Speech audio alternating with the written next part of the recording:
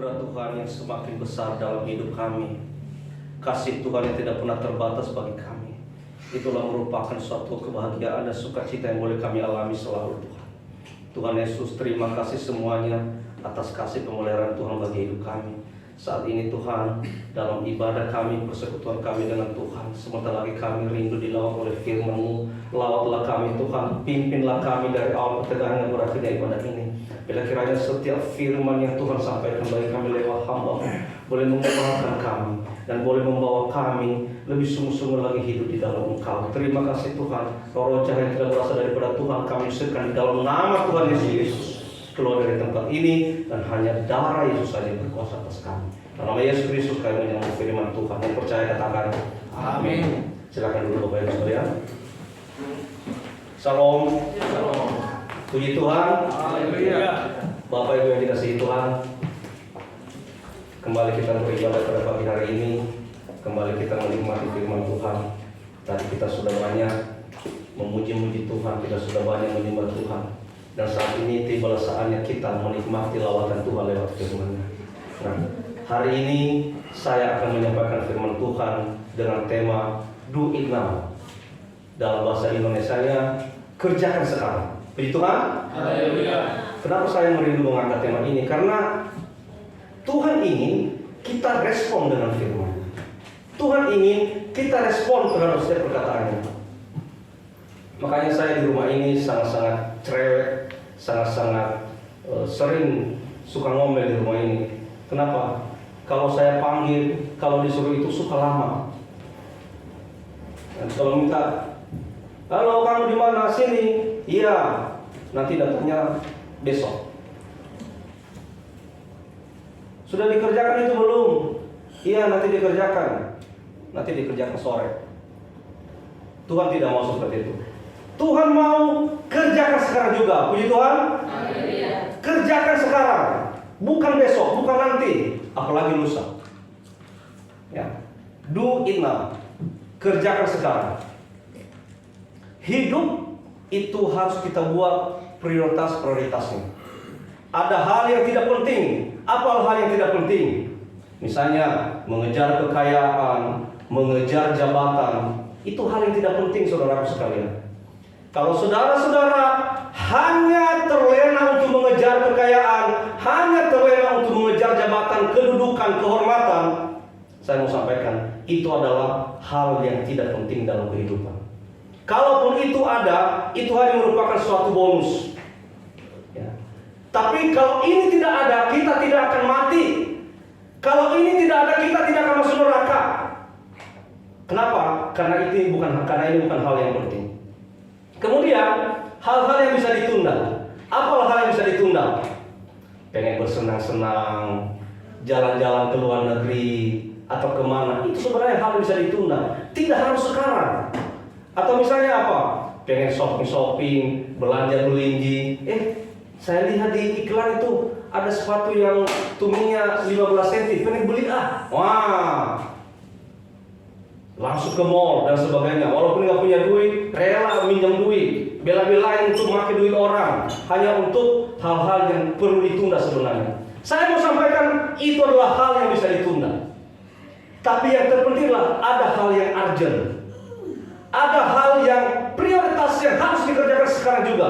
Makanya dikatakan do it now. Kerjakan sekarang. Apa itu? Pertobatan. Katakan 1, 2, 3 pertobatan. 1, 2, 3 pertobatan. Itu hal yang tidak boleh ditunda. Itu hal yang harus dikerjakan sekarang. Kenapa? Karena kehidupan kita adalah kita tidak tahu kapan kita dipanggil Tuhan. Kita tidak tahu sampai kapan kita hidup di dunia ini.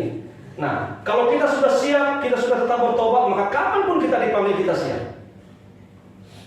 Saya sering sampaikan, kalau kita tahu kita dipanggil 1 tahun lagi, mungkin 1 tahun ini kita bertobat. Ya, kita bertobat, kita hidup melayani dan supaya selama 1 tahun. Itu kalau kita tahu. Tapi kematian itu, kapan kita dipanggil Tuhan, satu pun tidak ada yang tahu. Bisa nanti, bisa besok, bisa lusa, bisa 1 tahun lagi, bisa 10 tahun lagi, bisa 20 tahun lagi. Siapa yang tahu? Makanya hal yang terutama, hal yang sifatnya urgent adalah batang. Saudara sekalian, kita baca Ibrani pasal 4 ayat 7. Lihat aja di monitor, kita baca 1, 2, 3. Sebab itu ia menetapkan pula suatu hari, yaitu hari ini, ketika ia setelah sekian lama berfirman dengan perantaraan Daud, seperti dikatakan di atas. Pada hari ini, jika kamu mendengar suaranya, janganlah keraskan hatimu. Saya sampaikan sekali lagi. Pada hari ini, jika kamu mendengar suaranya, janganlah keraskan hatimu. Artinya apa? Kerjakan sekarang juga. Makanya anak-anakku sekalian yang di rumah juga, anak-anakku, adik-adikku, ponakanku, siapapun yang di rumah ini, kenapa selama ini saya sering bawel, cerewet kalau saya minta tolong, saya suruh, ayo cepat, cepat sekarang juga, cepat. Soalnya kalau enggak, kerjakannya nanti sore, kerjakannya besok, kerjaannya lusa, bisa-bisa kerjaannya minggu depan. Tuhan tidak mau. Ini firman Tuhan mengatakan, jika kamu mendengar suaranya, janganlah keraskan hatimu.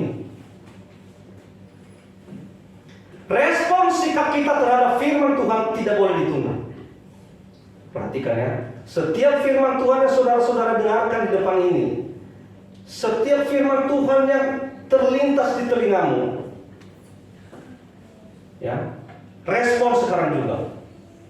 Jangan bilang nanti, jangan bilang besok. Tidak boleh ditunda. Setiap firman Tuhan tidak boleh ditunda, kerjakan sekarang juga. Kenapa? Ini alasannya. Ya. Kita baca 2 Tesalonika pasal 1 8-9. Biar saya aja yang baca. Demikian firman Tuhan.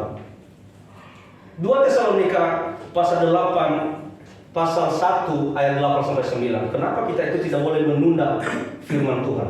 Demikian firman Tuhan.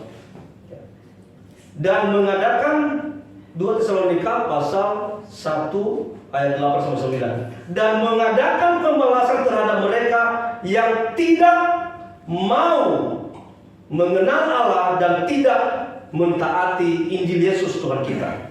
Mereka ini akan menjalani hukuman kebinasaan selama-lamanya, dijauhkan dari hadirat Tuhan dan dari kemuliaan kekuatannya. Saudaraku sekalian, yang menunda-nunda firman Tuhan, yang tidak merespon firman Tuhan, ini hukumannya. Bagi yang tidak taat Injil, dihukum binasa selamanya. Ternyata tidak tanggung-tanggung. Mungkin bagi kita selama ini sepele ya, dengar firman Tuhan, itu firman Tuhan udah sering saya dengar kok, nanti aja lah. Ini lagi banyak urusan. Ingat nih, bagi yang tidak taat Injil, dihukum binasa selamanya, dijauhkan dari hadirat Tuhan. Ternyata sangat keras perkataan firman Tuhan ini. Ternyata hukumannya bukan main-main. Dihukum binasa selamanya, saudaraku sekalian. Mungkin secara fisik kita tidak dihukum, tapi secara rohani kita dihukum. Bisa aja kita tidak mendapat janji keselamatan bagi setiap yang mengabaikan Injil Tuhan. Karena Injil itu adalah pribadi Allah sendiri. Berarti yang tidak merespon Tuhan, yang tidak merespon kehadiran Allah, maka dikatakan dihukum binasa selamanya. Mau taat Injil, angkat tangan buat Tuhan. Amin. Amin. Harus taat Injil. Jangan anggap sepele saudaraku sekalian. Ya. Hamba Tuhan di depan ini berkoar-koar. Hamba Tuhan di depan ini teriak-teriak. Anggap aja itu radio rusak itu di depan. Anggap itu udah biasa, di mana-mana juga ada begitu. Memang saya udah begini, tuh maunya apa kalau saya begini? Saudaraku sekalian, ingat ya, hukuman binasa selamanya ketika engkau tidak mau merespon daripada Injil itu. Semua mau selamat? Amin. Kita pasti semua mau selamat. Saya tidak bisa menyelamatkan saudara. Saya tidak bisa menarik tangan saudara ke surga. Yang bisa menyelamatkan saudara hanya saudara sendiri. Oleh karena itu, taat Injil. Pertobatan adalah kebutuhan mendesak. Pertobatan itu mendesak. Sekarang juga bertobat. Kalau engkau tahu itu tidak benar, bertobatlah. Kalau engkau itu tidak sesuai dengan firman Tuhan, bertobatlah, berhentilah. Jangan besok-besok. Kenapa? Tadi saya katakan bahwa kehidupan kita adalah misteri. Satupun tidak ada yang tahu kapan kita dipanggil Tuhan. Bagaimana kalau engkau belum bertobat, terus nanti malam kamu dipanggil Tuhan, atau sekarang kau dipanggil Tuhan? Kapan bertobat? Ya. Hanya ada dua tempat loh saudara sekalian. Hanya ada dua tempat, surga dan neraka. Engkau melakukan yang benar, surga tempatmu. Engkau melakukan yang tidak benar, neraka tempatmu. Tidak ada di tengah-tengah. Saya di tengah-tengah aja, di awang-awang. Nggak enak juga di bawah panas, di atas juga terlalu suci, di tengah-tengah aja. Tuhan tidak berikan tempat yang tiga, hanya dua. Ya. Oleh karena itu, pilihan ada di tangan saudara sekalian. Kalau engkau mau tempat yang baik, lakukan Injil, lakukan firman Tuhan. Kalau engkau tidak mau, ya udah, jahat sekalian. Pertobatan adalah kebutuhan mendesak. Bertobat dari hidup lama kepada Tuhan Yesus Kristus. Kehidupan lama, kata Rasul Paulus begini, manusia lama itu menurut Paulus, dia berjalan dalam kesia-siaan. Nah, hari Minggu firman Tuhan disampaikan tentang kesia-siaan. Kemarin juga waktu doa pagi disampaikan, dilanjutkan lagi pembicaraan firman Tuhan tentang kesia-siaan. Satu yang saya tangkap kemarin itu, kesia-siaan itu sama dengan menjaring angin. Itu benar. Coba jaringlah angin sebanyak-banyaknya. Kelihatan nggak?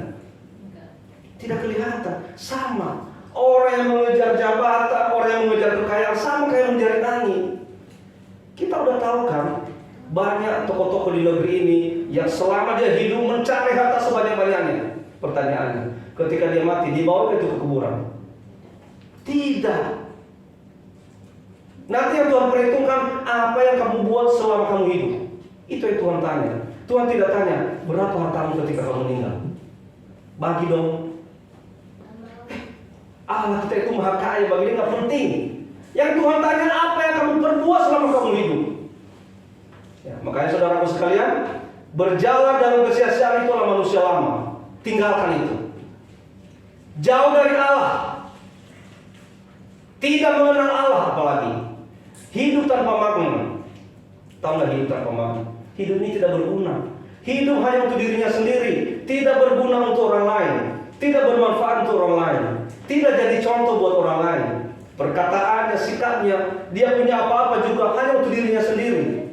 Dia tidak pernah memberkati orang lain. Makanya dikatakan hidup tanpa makna. Nah, kalau lihat orang kayak gitu, ya, berarti itu manusia lama masih menguasai kehidupan orang itu.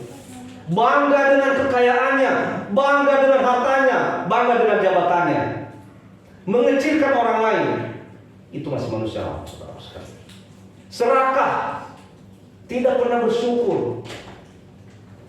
Apa yang dia punya dia tidak pernah bersyukur. Pengen lagi. Ya, pengen satu, udah dikasih satu pengen dua, udah dikasih dua pengen tiga, udah dikasih tiga pengen empat. Tidak pernah bersyukur. Saudara sekalian, keserakahan Tuhan tidak mau. Ya. Itu adalah kehidupan manusia lama. Jadi disampaikan oleh Rasul Paulus juga. Kemudian hawa nafsu, ya. Mengingini harta sesama. Hawa nafsu, mengingini istri orang lain, mengingini suami orang lain, mengingini rumah orang lain. Itu hawa nafsu. Nafsu mengingini. Dan apalagi perasaan tumpul. Tahu nggak perasaan tumpul? Perasaan tumpul itu adalah mendengar firman Tuhan, tapi itu tidak pernah mengubahkan kehidupannya. Dia dengar firman Tuhan, dianggap itu radio rusak saja itu. Dianggap itu biasa itu. Dengar firman Tuhan sekeras apapun tidak mempan. Kenapa? Perasaannya sudah tumpul. Dia tidak pernah merasa firman Tuhan itu kebutuhan jiwanya. Dia tidak pernah merasa bahwa firman Tuhan itu adalah keselamatan bagi hidupnya. Perasaannya sudah tumpul. Makanya, saudaraku sekalian, kalau engkau masih punya sifat seperti itu, menganggap firman Tuhan itu adalah hanya cerita dongeng, dan firman Tuhan itu tidak pernah mengubahkan kehidupanmu, bertobatlah sekarang ini. Bertobat sekarang juga. Do it now. Bertobat. Kerjakan sekarang pertobatan itu. Ya. Jangan tunda-tunda, karena ini adalah hal yang sangat urgent. Emergensi. Makanya orang emergensi itu kan dibawa ke UGD di rumah sakit. Kenapa? Susah napas kan? Dibawa langsung ke UGD. Kenapa? Itu tempat emergensi. Bukan ke bukan ke ruang inap. Ya. Kalau urgent itu, kalau emergency itu bawa ke UGD. Sama, kita ini bagaikan yang masuk ke UGD. Kita ini sekarang, karena kita tidak tahu kan kapan akhir daripada hidup kita. Oleh karena itu, ini yang sekarang yang urgentnya. Pertobatan, bertobat sekarang juga. Amin. Amin. Mau bertobat sekarang? Amin. Jangan amin-amin saja. Mau bertobat sekarang? Amin. Jangan tunda pertobatan saudara. Masa enggak iri nanti kalau saya sendiri ke surga? Amin. Iri nggak kalau saya sendiri ke surga? Iya. Saya berharap semuanya kita ke surga. Haleluya. Nanti kita ke surga, nanti Ibu Ina Harapan jadi kolektor. Ya saudara sekalian, kerjakan sekarang juga. Jangan memiliki perasaan tumpul. Sekarang orang-orang Kristen pada umumnya memiliki perasaan tumpul. Udah nggak mempan. Mau firman Tuhan kayak apa didengarin aja begitu ya gini-gini. Bila perlu dia ngantuk. Udah selesai. Amin. Oh selesai. Berarti udah selesai. Firman Tuhan itu lewat begitu saja. Bertobat dari kepahitan hati. Ya. Masih ingat cerita tentang Yefta? Yefta itu adalah anak dari Gilead. Ya. Anak dari Gilead dari mana? Dari selingkuhannya. Jadi Yefta ini sebenarnya Gilead ini sebenarnya punya istri. Ya, punya istri. Lalu Gilead ini selingkuh dengan perempuan Sundal. Akhirnya dia punya anak dari situ namanya Yefta. Tapi Gilead juga punya anak dari istri-istri sebenarnya. Dari istri sebenarnya ada beberapa orang anak di situ. Lalu ketika Yefta ini besar, dia diusir oleh anak-anak daripada Gilead yang sebenarnya. Dia diusir. Kamu tidak layak di sini. Kamu tidak layak tinggal di sini. Kami tidak mau harta orang tua kami dibagi dengan kamu. Diusirlah, dibuanglah semua itu pakaian-pakaiannya dari rumah itu. Pergi dari sini, usir. Akhirnya dia lari ke tanah Tob. Dia di sana bersama dengan gelandangan, sama dengan orang-orang preman-preman jalanan di sana. Saudara sekalian, kalau secara kemanusiaan, Yefta pasti sangat kepahitan. Yefta pasti sangat sakit hati dengan hal tersebut. Karena kenapa? Karena sebenarnya Yefta itu tidak pernah minta-minta dia dilahirkan. Ini adalah kesalahan daripada ayahnya sendiri. Tapi saudara sekalian, Yefta tidak menyimpan kepahitan. Ketika terjadi peperangan antara Israel dengan Bani Amon, Israel kehilangan arah. Kenapa? Karena mereka tidak memiliki pemimpin. Mereka tidak memiliki pemimpin.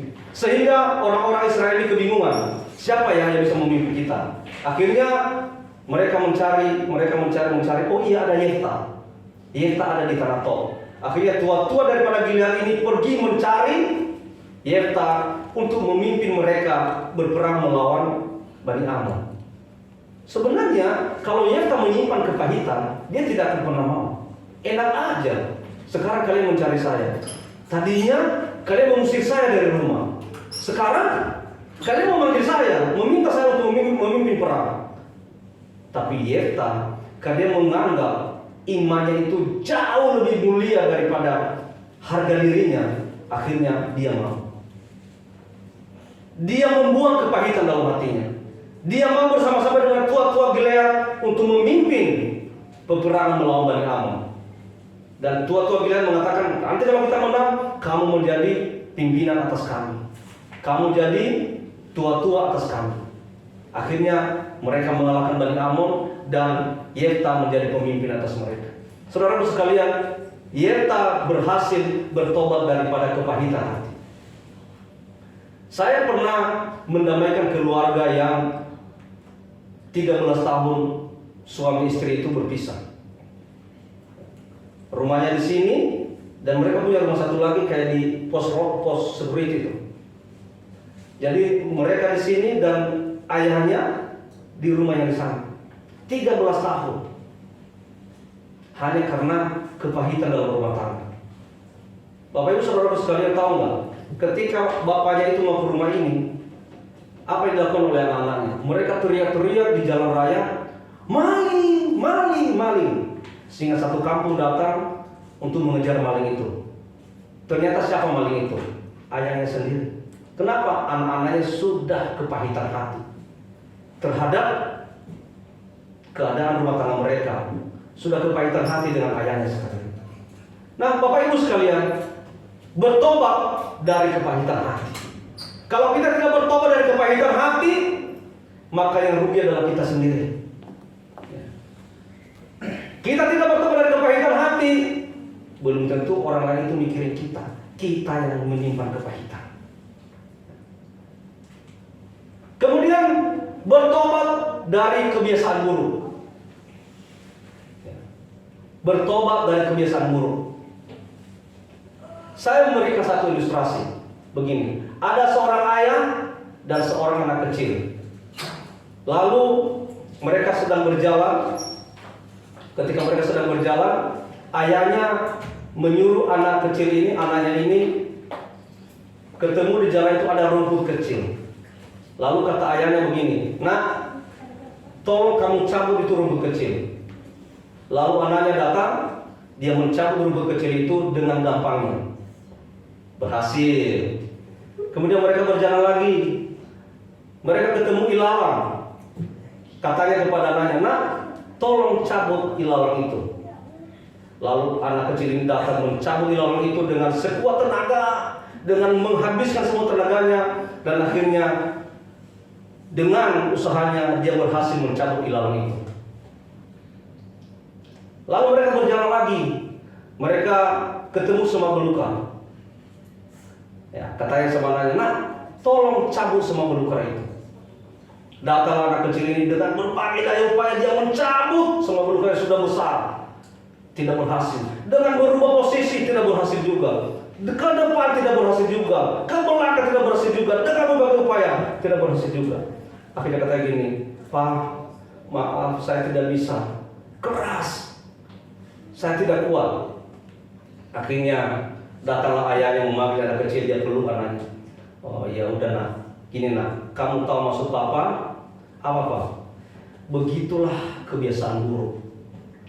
Kebiasaan buruk itu kalau masih kecil langsung kita hentikan, gampang berhentinya. Kalau udah agak besar, memang dengan sekuat tenaga kita menghentikannya. Tapi kalau kebiasaan buruk itu sudah lama, sudah berakar, sudah besar, maka kita tidak akan bisa menghentikannya lagi. Oleh karena itu, kalau engkau punya kebiasaan buruk, berhentilah sekarang juga. Amin. Kalau saudara-saudara punya kebiasaan buruk, berhentilah sekarang juga. Kenapa?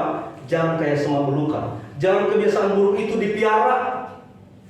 Jangan kebiasaan buruk itu ditunda-tunda, dikerjakan terus, sehingga suatu saat kita susah untuk berhenti. Banyak kebiasaan-kebiasaan buruk anak-anak muda zaman sekarang. Apa itu? Kebiasaan-kebiasaan buruk, suka ngomongin orang, itu kebiasaan buruk. Suka main game. Main game itu kebiasaan buruk. Main game itu kalau tidak segera dihentikan, itu akan menjadi kecanduan. Dan dia susah berhenti dari game tersebut. Ayo anak-anakku sekalian di sini, semua anak-anakku di ruangan ini, berhentilah dari kebiasaan-kebiasaan buruk tersebut.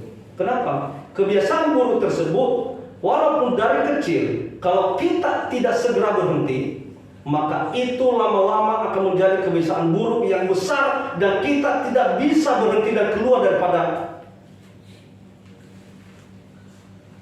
kebiasaan tersebut.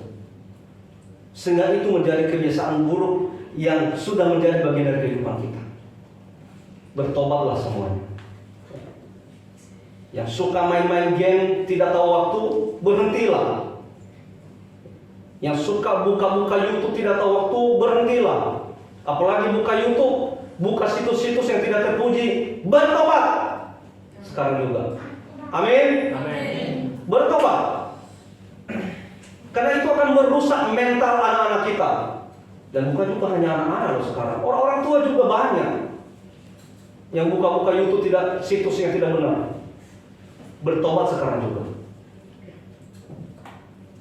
Kebiasaan-kebiasaan buruk tersebut jangan tunggu sampai besar, jangan tunggu sampai berakar dalam kehidupan kita, sehingga engkau nanti berusaha untuk keluar daripada rantai kebiasaan buruk tersebut. Tidak bisa keluar lagi, udah dirantai sama dia, udah dikuasai hidup kita.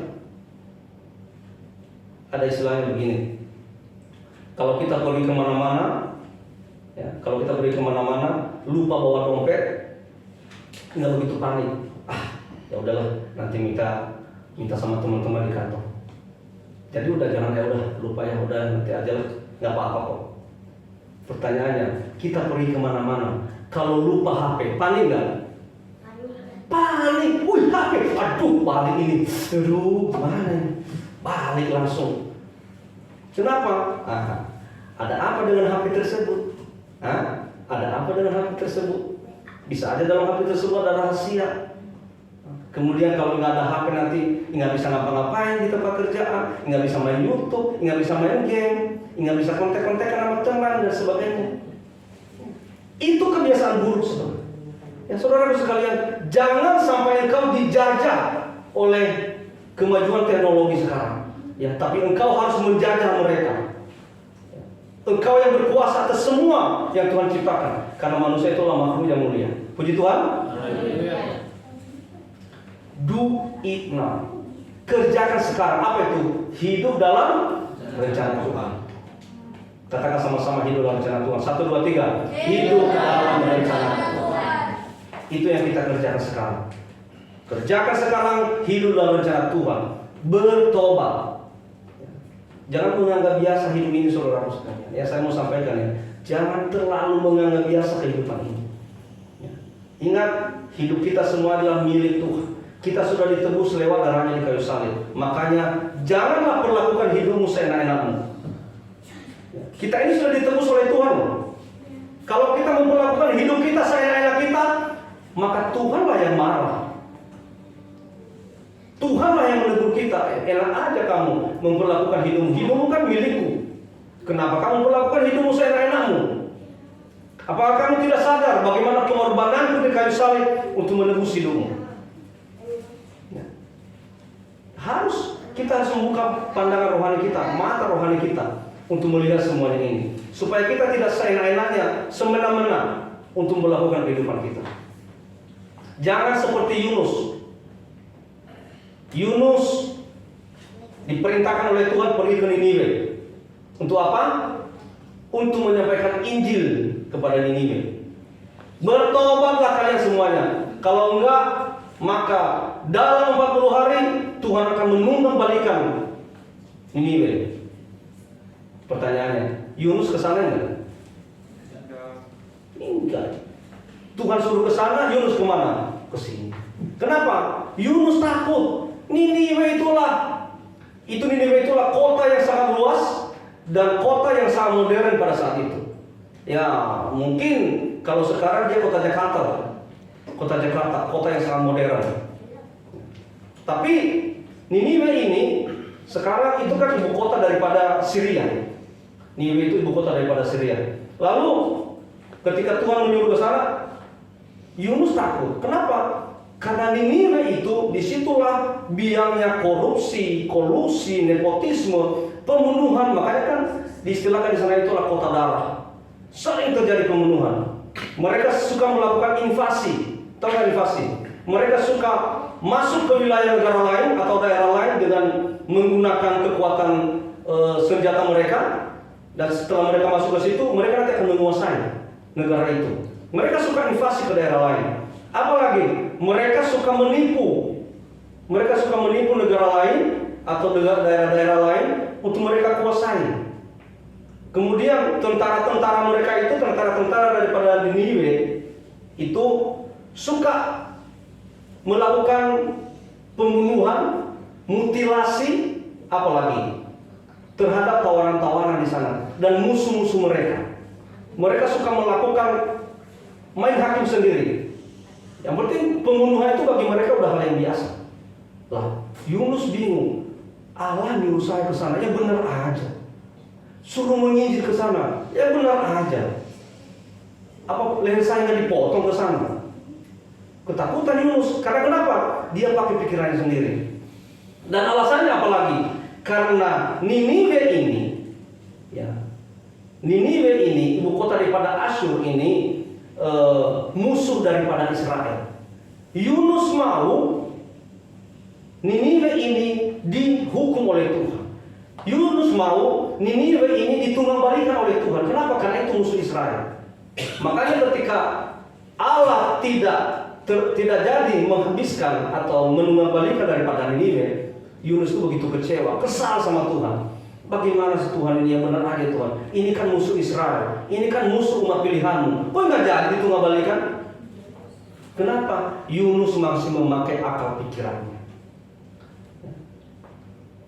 Padahal Tuhan mau Niniwe ini bertobat. Sehingga karena Yunus tidak mau mengikuti perintah Tuhan, Tuhan menyuruh dia ke kanan, dia ke kiri, akhirnya terjadi apa? Tuhan buang dia ke laut. Akhirnya dia dimakan oleh ikan. Tapi untung ikannya ini gede ya. Ikannya ini gede, jadi dia masih bisa berdoa dalam perut ikan. Tapi kalau ikan lele bagaimana? Masih bisa. 3 hari dalam perut ikan, akhirnya di situ dia bertobat, akhirnya dimuntahkan. Kemudian Tuhan suruh dia kedua kali, Yunus mau nggak? Mau. Akhirnya Yunus mau. Setelah Tuhan hukum, baru Tuhan perintah kali kedua, akhirnya Yunus mau ke Niniwe. Pertanyaannya, apakah kita mau seperti itu? Harus Tuhan hukum dulu baru bertobat? Mau nggak? Semua kita orang-orang yang bertobat, amin? Harus mau bertobat. Jangan sampai dihukum kayak Yunus. Dan akhirnya setelah Yunus pada perintah Tuhan yang kedua ke Niniwe, dia memberitakan Injil ke sana, bertobatlah. Akhirnya semua masyarakat di kota Niniwe itu bertobat. Mereka berkabung, berpuasa selama 1 hari, dan akhirnya Tuhan mengampuni mereka. Tuhan tidak jadi menunggangbalikan kota Niniwe. Ya, saudara-saudara sekalian, ketika kita bertobat, sebesar apapun dosa kita, tapi kalau kita bertobat, Tuhan akan ampuni. Betapa parahnya kesalahan daripada orang-orang ini. Betapa parahnya kesalahan orang-orang Niniwe. Mereka melakukan pembunuhan, korupsi, nepotisme, perzinahan mungkin. Tapi ketika mereka bertobat dengan sungguh-sungguh, Tuhan mengampuni mereka. Dan Tuhan tidak jadi menunggangbalikan kota Niniwe tersebut. Saudara sekalian, pertobatan itulah hal yang sangat urgent. Hal yang sangat krusial, harus dikerjakan sekarang juga. Jangan ditunda-tunda. Mari saudara sekalian, persiapkan masa depanmu. Persiapkan masa depanmu. Keselamatanmu persiapkan dari sekarang. Do it now. Kerjakan sekarang juga. Makanya kalau saya suka sedikit agak memaksa jemaat di sini, ayo ibadah. Jangan ngambek. Jangan berpikir, ini gembala kerjanya maksa mulu. Ya. Selamat aja sendiri, nggak usah maksa orang. Ini alasan saya. Saya harus menyampaikan ini kepada saudara. Kalau saudara tidak mau bertobat setelah saya ngomong, terserah. Tapi kalau saya tidak ngomong, itu salah saya sebagai hamba Tuhan. Setelah saya ngomong, tapi saudara tidak mau lakukan, itu urusan saudara, dan saya telah menyelamatkan nyawa saya. Ya, mari Bapak Ibu sekalian, saya hanya menyadarkan kita. Ya, persiapkanlah masa depanmu. Ya, masa depanmu bukan di tangan saya, bukan di tangan istrimu, bukan di tangan suamimu, bukan di tangan orang tuamu, bukan di tangan anakmu, di tangan mertua, bukan. Masa depan kita di tangan kita sendiri. Ayo semangat kita melayani Tuhan, semangat beribadah, semangat bersekutu dengan Tuhan. Bertobatlah sekarang. Apa hal-hal yang kamu lakukan sekarang yang tidak sesuai dengan maunya Tuhan, bertobat sekarang juga. Jangan tunda-tunda. Ketika kau menunda-nunda, maka takutnya kita mengalami seperti yang dialami oleh Yunus. Masih bagus, Yunus dihukum, tetapi diselamatkan lagi oleh Tuhan. Tapi kalau misalnya Tuhan menghukum selesai bagaimana? Bertobatlah sekarang supaya Tuhan berkenan dalam hidupmu. Puji Tuhan. Haleluya. Haleluya. Tuhan Yesus memberkati. Saya mau undang pemain musik maju ke depan dan singers. Kita akan